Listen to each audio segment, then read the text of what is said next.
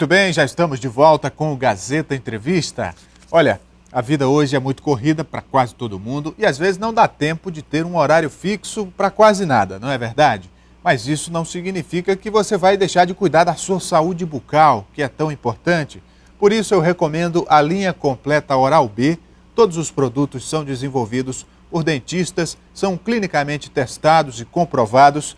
E você que sempre confiou nas escovas Oral-B, agora pode confiar na linha completa Oral-B, a marca mais usada por dentistas do mundo todo. Nesse segundo bloco do Gazeta Entrevista, eu recebo aqui o doutor Fernando Moraes de Souza, que é subdefensor da Defensoria Geral do Estado do Acre e vem aqui nos falar da Defensoria Pública do Estado, que na última terça-feira escolheu os nomes da lista tríplice que será apresentada ao governador Tião Viana para que escolha o novo defensor geral. Na verdade, a lista, que deveria ter 3 nomes, tem apenas 2, porque houve um certo consenso e apenas 2 advogados colocaram os nomes à disposição. E um deles é o doutor Fernando Moraes, que está aqui conosco. Boa noite, doutor. Boa noite. Bem-vindo. Obrigado. Então, como é que foi esse processo de escolha da lista que agora vai ser apresentada ao Poder Executivo? Esse é um procedimento previsto na nossa Lei Orgânica Nacional e Estadual. O processo prevê que a escolha do defensor público geral, ela deve se dar inicialmente em uma formação de lista tríplice dentro do órgão, né, que tem como votantes todos os defensores públicos da ativa, e forma-se uma lista tríplice e encaminha-se essa lista tríplice ao governador, que pode escolher qualquer um dos constantes da lista. E não é necessário que seja o mais votado, o escolhido? Não necessariamente. Apresentando essa lista ao governador, ele tem liberdade de escolha, de fazer a escolha que ele quiser dentre esses 3 nomes. Na verdade, o doutor Fernando Moraes obteve 31 votos e o doutor Elísio Manuel obteve 27 votos. Portanto, o doutor Fernando foi o mais votado, mas pela tradição, geralmente o mais votado é o escolhido, né?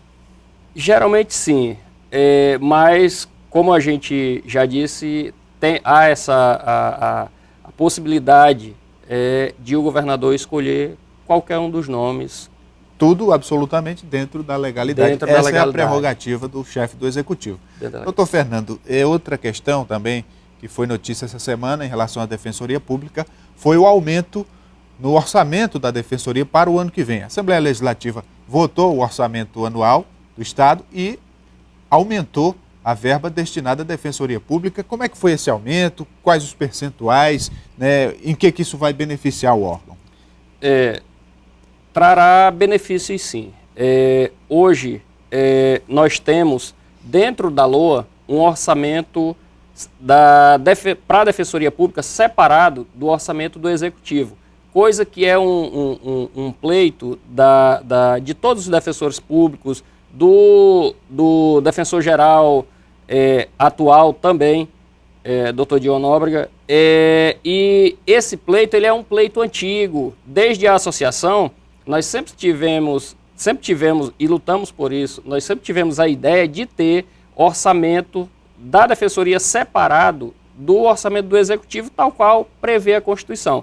Nós demos um passo significativo no que se refere a esse aspecto, né? É o cumprimento, autonomia efetiva, é o cumprimento da Constituição. É óbvio que o que nós temos que fazer é manter conversas com o Executivo, negociar com o Executivo, óbvio, um orçamento maior para que a Defensoria se desenvolva, que preste um melhor serviço à comunidade. Mas para esse orçamento do ano que vem já houve um acréscimo de verba? Sim, houve um acréscimo de mais 500 mil, né, que a gente pode pode utilizar para fazer investimentos no interior, mobiliar defensorias no interior, ampliar os serviços da Defensoria através da Defensoria Móvel. Né? Nós temos o ônibus, nós temos 2 ônibus da Defensoria Móvel, da Defensoria Comunitária, que estão parados porque nós exatamente não tínhamos um recurso separado para isso. Hoje, agora nós vamos ter condições de colocar esses projetos em andamento. Fazendo aqui um histórico, a Defensoria Pública, há cerca de 3 anos, cobrava concurso público. Foi realizado, depois que se cobrou a autonomia da Defensoria Pública, veio agora, e também o acréscimo no repasse que é feito do Executivo para a Defensoria, que também veio, não na expectativa que a Defensoria esperava, mas de alguma forma veio. Ou seja, há um movimento de progresso em relação às reivindicações da Defensoria. Sim, né? Com certeza. Inclusive agora o governador sinalizou para realização de um outro concurso para defensor público, porque nós temos um grave problema na Defensoria, que é a evasão. Para se ter uma ideia, para colocar 15 defensores públicos na carreira, nós tivemos que convocar uma lista de 49, e hoje nós não temos mais quem convocar para assumir as vagas que ainda tem. Tem 6 vagas. O governador também assinou com a possibilidade de criação de mais 5 vagas, e isso tudo já para o início do ano que vem. Como é que está a questão do plano de cargos e carreira? Porque esse é o atrativo principal para os defensores públicos que acabam fazendo concurso em outros estados e lá, com condições melhores, obviamente que eles vão para esses estados, né? Sim, a evasão, Rogério, é exatamente por conta dessa situação de nós termos uma defensoria que tem, se comparado com as outras, um salário que não é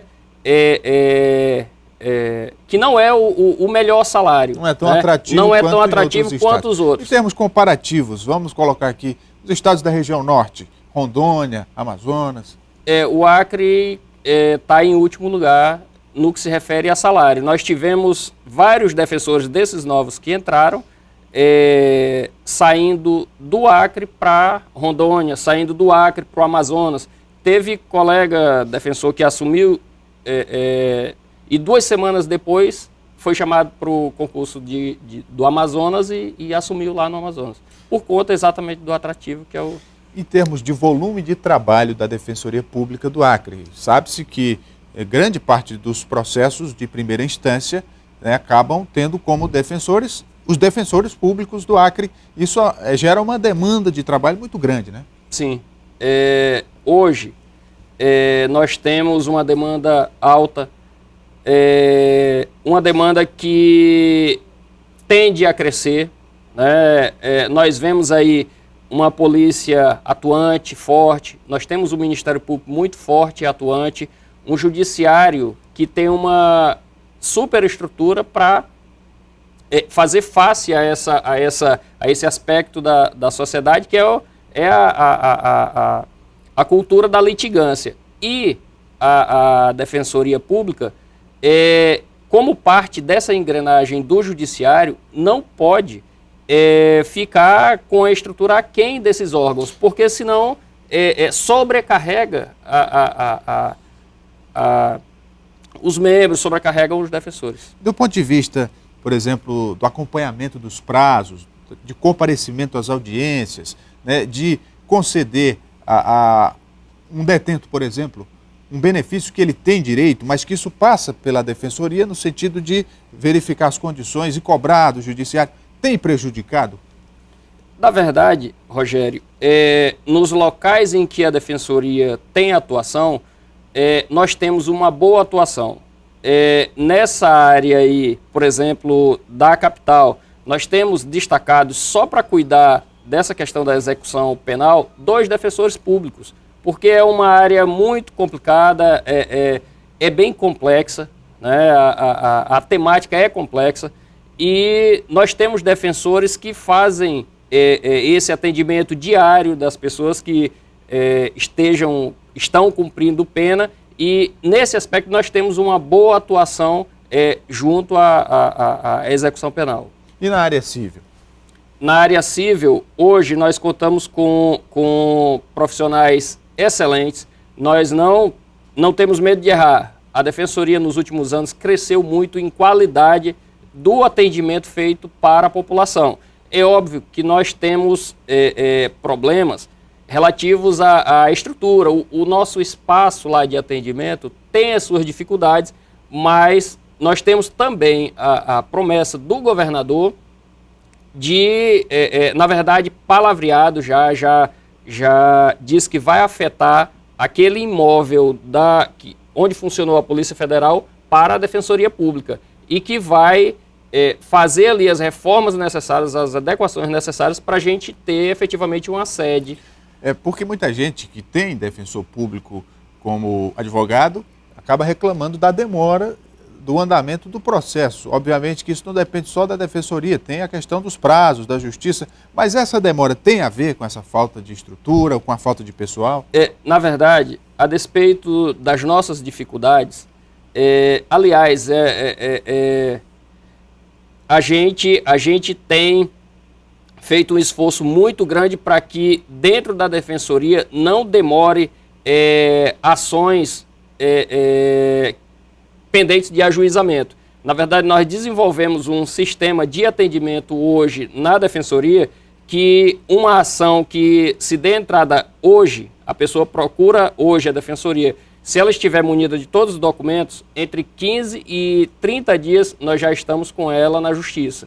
Então, assim, nós temos nos esforçado muito para que isso não ocorra e efetivamente não venha ocorrendo. É óbvio que nós temos que melhorar temos que ampliar esses serviços, né? E ir em busca das pessoas que não conseguem chegar até a Defensoria. Para a gente encerrar, doutor Fernando, do ponto de vista dos critérios que são utilizados para que um defensor possa atuar em determinada causa. A população de baixa renda não tem condição de contratar um advogado, mas isso está sendo seguido à risca? Na medida do possível, nós temos seguido isso à risca. É óbvio, Rogério, que a questão da hipossuficiência, ela é a hipossuficiência do momento. Existem pessoas que têm patrimônio, mas naquele momento elas não têm condições de contratar um advogado. E, por exemplo, existe um prazo correndo contra ela. Se naquele momento ela não tem condições de contratar um advogado para lhe defender, ela faz jus sim aos serviços da Defensoria Pública. Existem casos também de pessoas com um patrimônio considerável que a Justiça tornou indisponível os bens. E aí, nesse caso, com muito mais razão, a pessoa, por mais que tenha patrimônio, ela faz jus sim aos serviços da Defensoria Pública.